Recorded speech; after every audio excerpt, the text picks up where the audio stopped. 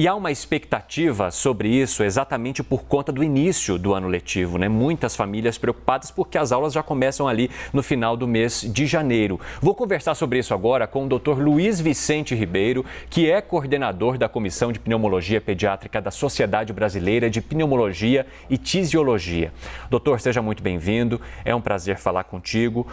O ministro da Saúde, ao conceder uma entrevista aos jornalistas, disse que a preocupação com o retorno às aulas não deveria existir neste momento, que não deveria ser uma preocupação o retorno às aulas ou basear a vacinação a partir do retorno às aulas.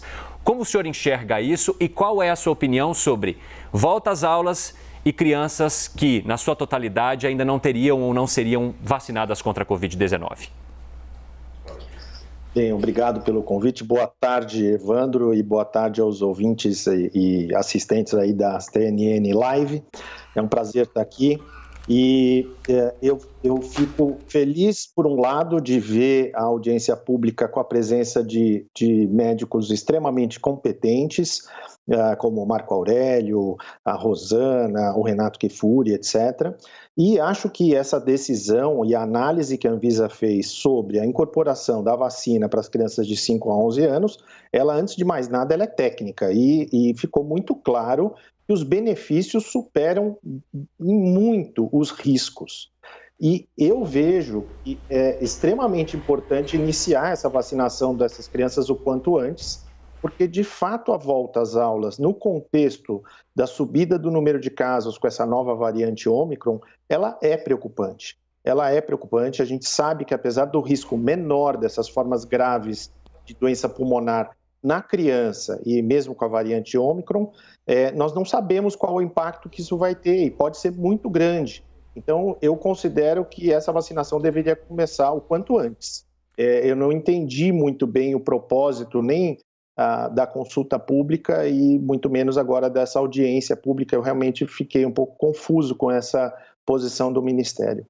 Doutor Luiz Vicente, explique para a gente por que as crianças precisam ser vacinadas imediatamente. O que ou de que forma que essa doença pode agir nesse grupo de 20 milhões de habitantes aqui do Brasil?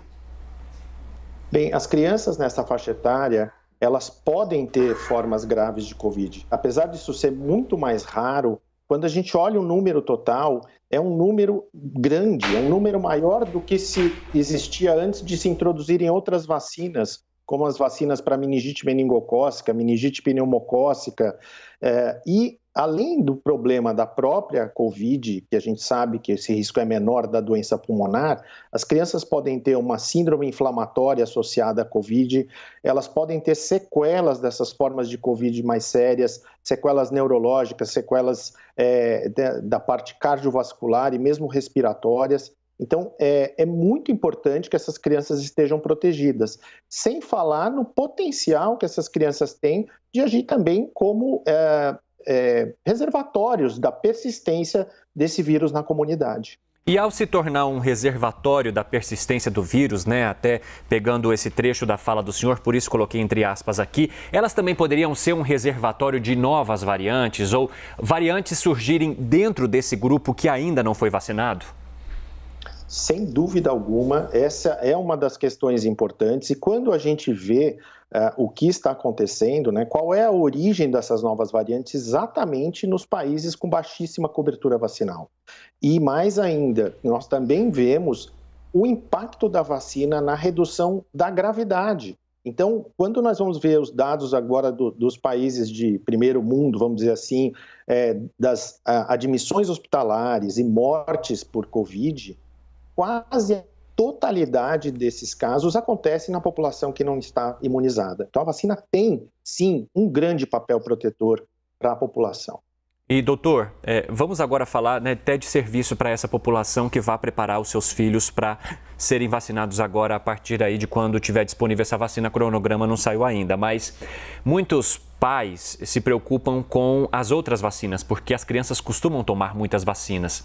Qual que é o cuidado que essas famílias têm de ter em relação à aplicação da vacina contra a Covid-19, em relação a outras vacinas que estejam no calendário para estas crianças? Como lidar com isso sem prejudicar ou sem deixar de se proteger esse público contra quaisquer que sejam as doenças? Eu acredito que os pais, eles devem sempre participar desse processo no sentido de querer ver qual é a vacina que está sendo aplicada e qual é a recomendação do médico em relação à combinação de vacinas. Como a vacina da Covid é uma vacina relativamente nova, a combinação dessa vacina com outras vacinas do calendário, ela ainda não está bem definida para todas as possíveis combinações. E é por isso que o médico, sim, ele é importante para definir essa possibilidade de combinações.